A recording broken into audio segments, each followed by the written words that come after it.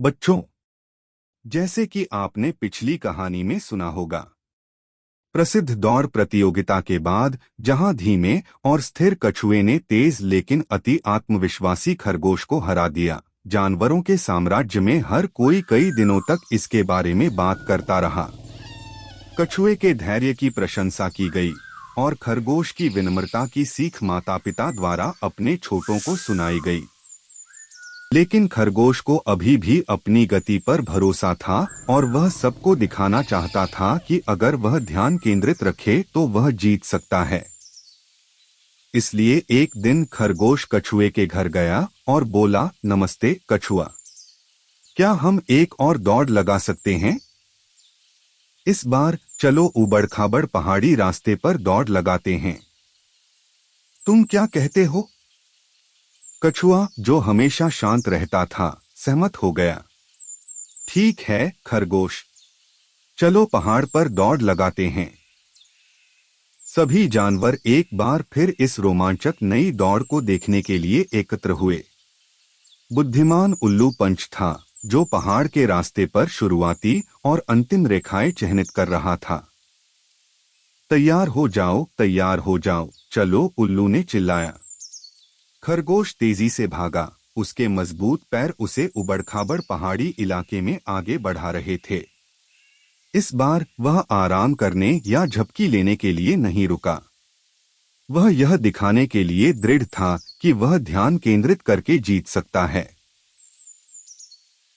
कछुए ने पहले की तरह ही धीरे-धीरे और स्थिर चढ़ाई शुरू की।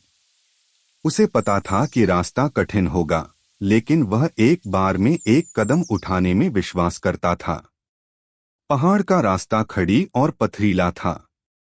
खरगोश की तेज छलांगों ने उसे उबड़-खाबड़ जमीन पर आसानी से चलने में मदद की। वह चट्टानों और जड़ों पर उछलता हुआ लगातार ऊपर चढ़ता गया।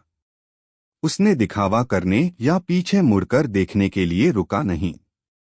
उसका ध्यान पहाड़ की चोटी पर फिनिश लाइन पर था। इस बीच कछुआ धीरे धीरे आगे बढ़ता रहा, एक पैर को दूसरे के आगे सावधानी से रखता रहा। चढ़ाई उसके लिए चुनौतीपूर्ण थी, लेकिन उसने कभी हार नहीं मानी।